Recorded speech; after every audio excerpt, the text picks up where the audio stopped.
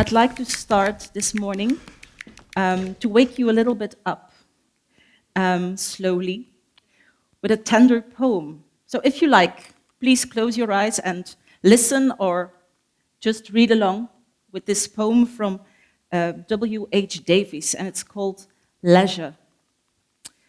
What is this life if full of care we have no time to stand or stare? No time to stand beneath the boughs and stare as long as sheep or cows. No time to see when woods we pass, where squirrels hide into the grass. No time to see in broad daylight streams full of stars like skies at night. No time to turn at beauty's glance and watch her feet, how they can dance. No time to wait till her mouth can enrich that smile her eyes began. A poor life, this, if full of care, we have no time to stand or stare. Let me begin at my own bookish beginnings. How did I become a reader? Every night, I remember my mother, who is half Congolese, she would tell me stories she brought back from Africa, or she would read aloud a story from a thick book called Verhaaltjes voor het slapen gaan, bedtime stories.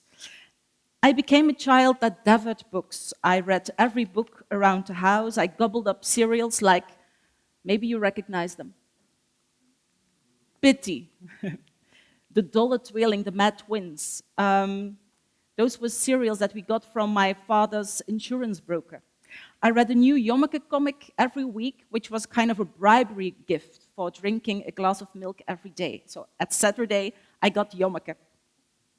And I let the lady librarian offer me reading tips and initiate me into those classics in Dutch young adult literature like Jan Terlouw and Thea Beckman. You probably know. I visited the library at least twice a week. I remember getting Bart Moejaerts' first book, Duet met valse noten. It's translated in English as Off-Key Duet. I got it for my 12th birthday from my best friend Kelly at that time. Aside from Kelly, I had a lot of friends in books. Girls and boys would stay with me for weeks on an end. So no wonder then that I went to study literature at the University of Antwerp and that I worked for the National Center for Youth Literature. I worked with Stichting Lezen, the Reading Foundation here in Flanders. But after a decade of working in those institutes, something began to itch, and I wanted to find my own way, maybe something more experimental, maybe something more interdisciplinary, but also closer to people, closer to books, closer to the heart.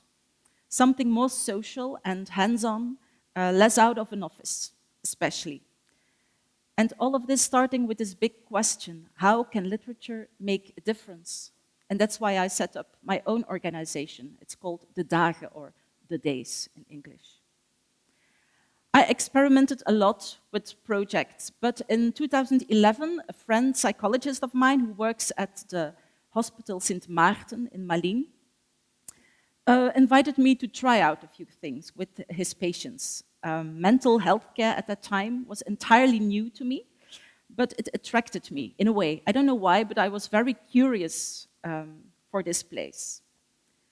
I arrived at a very ugly and concrete building, but I met very warm, extraordinary, but especially vulnerable people. Accompanied by several acquaintances, actors and musicians, I read aloud there, I sang, I philosophized, and I tried to bring beauty at a very ugly place there in Malines. A bit later, at the same place, together with the entire body of 18 patients, I read an entire novel with them. Week after week, we read some chapters together. Everyone received a copy of the book, and when we finished the book, the author came to visit. And what I took away from that was that literature can be harsh and soothing at the same time. It's a mirror that encourages self-reflection. And around that time, somewhat coincidentally, I was given the opportunity to take a 3-day course with the Reader Organization. It's a social enterprise in the UK which shares literature with vulnerable people across the country in mental health care, in criminal justice settings, and among the underprivileged. And after my own experience in Malines, combined with what I learned through this course of the Reader Organization, I set up a shared reading group in het Werkhuis in Borgerhout. Borgerhout, it's like Molenbeek in Brussels, you know. I continued reading at St. Maarten Hospital each Wednesday, and I kept on shared reading in every Tuesday in het Werkhuis. 2 venues, always with stories, short stories, always with poems and extracts from world literature, always with vulnerable people. At het Werkhuis, we worked, and we still work, with an organization called Rechtop from the start. And this is very important, because how do you reach those people you want to have with you? Rechtop guides the underprivileged to social participation and gives them a voice. And I'm very happy to have them as a direct referrer to our reading sessions.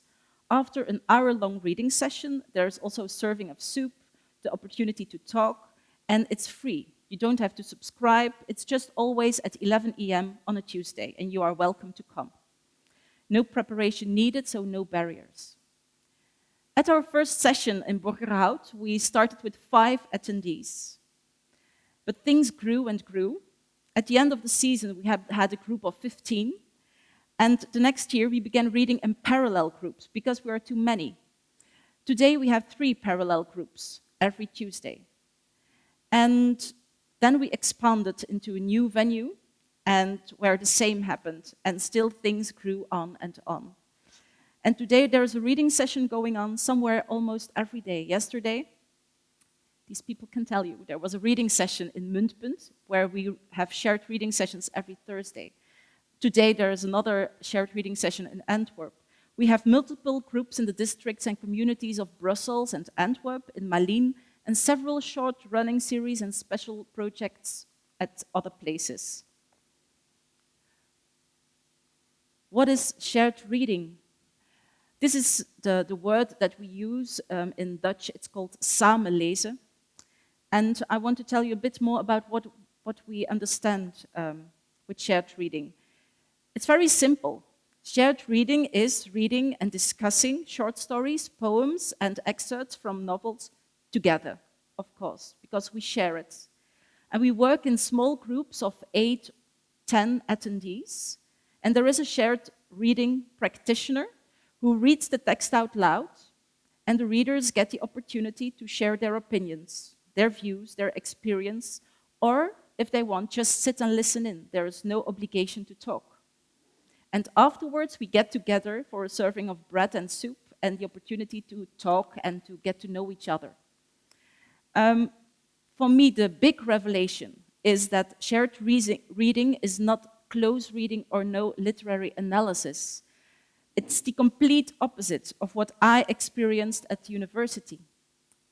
It's not about truth or being right. It's not about what the author meant. It's not education or a language class. Shared reading is in the first place enjoying literature. There are no barriers or preconceptions. It's an enriching experience through text, thoughts, and listenings. Shared reading is also developing new insights. It's discovering new points of view as you are together reading the same text. It is sharing experiences through text about the outside world, and it respects and reflects personal backgrounds and identities. Shared reading is also empowering, as readers testify. They discover new literary material, enhanced reading experience, that is. They recognize how personal views might differ from those of others. Readers say that they become stronger in self-expression. They get more self-confidence. They are getting better at reading and speaking, and in the end, and that's of course what we love to hear, they want to read more. And all what shared reading wants to do is bond and confront people with great literature in the first place. start or rekindle a reading fire within, strengthen or grow a communal connection, and allow people to grow and move on personally. In some cases, but I'll tell you later how we do this, readers become shared reading practitioners or get involved with the program as volunteers or interns. Shared reading wants to offer and support a strong social network where readers meet non-readers, plan going to the library together or attend a book night, or where they discover or rediscover an urge to try poetry after reading a poem that struck them, or want to continue or finish a novel because they loved the excerpt that we read to them. And also our shared reading model is, of course, partly based on that of the reader organization, but it's also firmly grafted on the method of the Socratic dialogue. It's inspired by emphatic listening and philosophic discussion. And it's, first and for all, fed and nurtured by the world's greatest literature. And this last bit is very important. We don't just read bestsellers, although what we read can be a bestseller. Or we don't read popular literature. We read Kafka to Murakami, Shakespeare to Rilke, Tolstoy, Gogol, Calvino, Ferrante. We don't just read the classics either, but actively look also for contemporary and relevant material. And we never underestimate our readers. I think that's the worst you can do, that you underestimate your audience. Kafka said, "I think we ought to read only the kind of books that wound or stab us. If the book we're reading doesn't wake us up with a blow to the head, what are we reading for? A book must be the aches for the frozen sea within us." That is my belief. But why reading in the first place? Yeah, you probably know because you are here and you love books, I think, I presume. But Alain de Botton, you know, the philosopher from the School of Life also, he says at the Book of Life, reading saves you time. Maybe it's hard to believe because you hear people say, oh no, I don't have time to read a book, I wait till I have my holiday. Alain de Botton says, it looks like it's wasting time sometimes, but literature is actually the ultimate time saver because it gives us access to a range of emotions and events that it would take you years, decades, millennia to try to experience directly. Literature is the greatest reality simulator, a machine that puts you through infinitely more situations than you can ever directly witness. He says, it makes you nicer. Yeah, I can see you are readers, you're very nice. It makes you nicer. Literature performs the basic magic of what things look like through someone else's point of view. It allows us to consider the consequences of our actions on others in a way we otherwise wouldn't. And it shows us examples of kindly, generous, sympathetic people. Literature deeply stands opposed to the dominant value system, the one that rewards money and power. Writers are on the other side. They make us sympathetic to ideas and feelings that are of deep importance but can't afford airtime in a commercialized, status-conscious and cynical world. Alain de Botton says also, reading is a cure for loneliness. We are weirder than we like to admit. We often can't say what's really on our minds. But in books, we find descriptions of who we genuinely are and what events described with an honesty quite different from what ordinary conversations allows for. In the best books, it's as if the writer knows us better than we know ourselves. They find the words to describe the fragile, weird, special experiences of our inner lives. Writers open up our hearts and minds and gives us maps to our own selves, so that we can travel in them more reliably and with less of a feeling of paranoia or persecution. And he says, and for me that's very important, reading prepares you for failure. All of our lives, one of the greatest fears is of failure, of messing up, of becoming, as the tabloid stated, becoming a loser. Every day, the media takes us into stories of failure. Interestingly, a lot of literature is also about failure. In one way or another, a great many novels, plays, poems are about people who messed up. Great books don't judge as harshly or as one-dimensionally as the media. I hear you ask, has all this been proven to work? Reading and shared reading. Has any research been done towards the effects of shared reading? Is shared reading really beneficial to your health and well-being? Does it make us nicer, better people? I can tell you, of course, yes, all of the above. A number of facts and figures about reading are well known. Specifically, literacy, reading promotion with children and young adults has been extensively researched.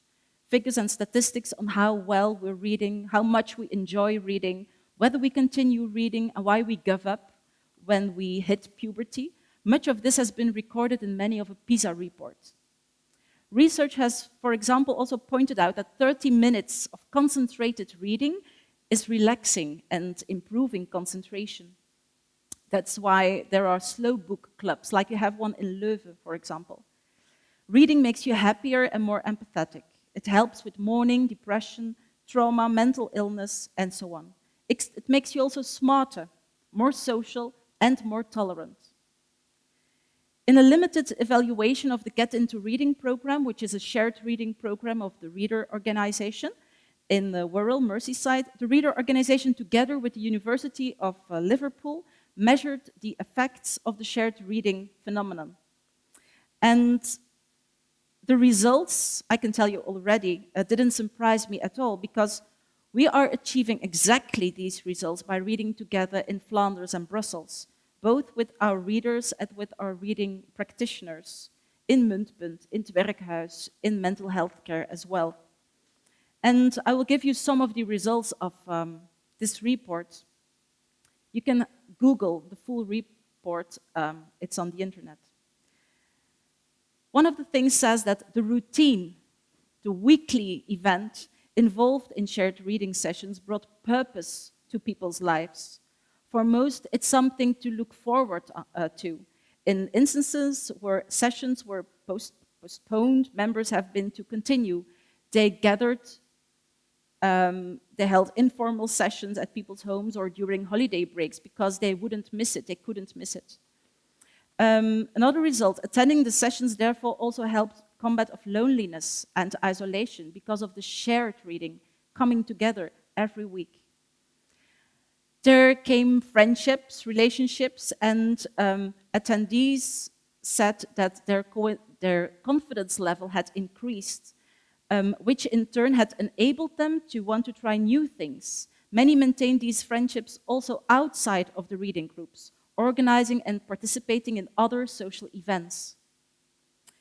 Many attendees saw and used the opportunity also to develop other interests and activities. Many became volunteers, for example, or enrolled in classes, joined clubs, other things. But confidence was, for many of them, one of the greatest things gained from attending the reading sessions. Confidence and the social aspect occurred concurrently. Attendees felt that they were accepted as part of the reading group, and this had contributed to feelings of being part of a community. And also, there's a great openness when reading together. There's not searching for the truth. Everything can be said, so that gives a great feeling that you really have something to say then. The majority of attendees spoken to stated that their mental health also had positively changed.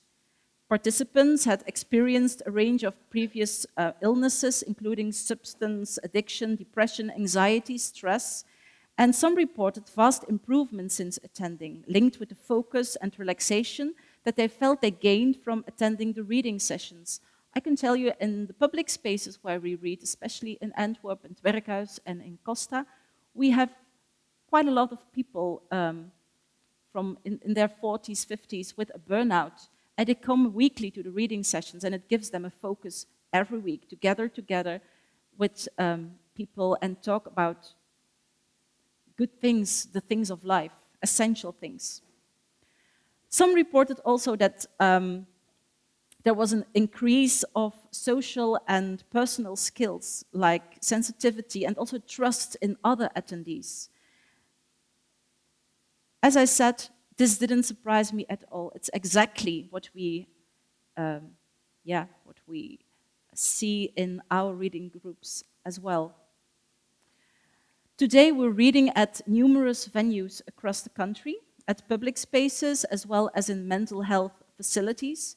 We are still reading there in Malines, where I started in 2011, but we also read in Zuursel, in Betania. We also read in a psychotherapeutic center in Capelle. It's called Elim. But at the same time, we're hosting also special reading series. We have book clubs. We do theater reading in het Paleis on youth literature and youth theater, where we also visit plays together. We have book nights and author meetings. We also organize, which is very nice, reading retreats. It's 3 days of shared and individual reading at the countryside. And that's a lot of work, and it takes a lot of preparation and support, and obviously, I cannot do this on my own.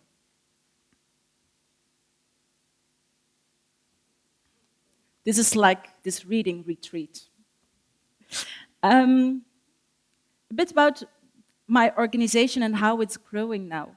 At the Dagen, we don't just catapult anyone into becoming a shared reading practitioner or a collaborator. We don't just recruit anyone either. Our organization continuously grows from the inside out. Readers who display an interest and potential, they can become a shared reading practitioner themselves. They will receive an initial training and regular coaching and feedback.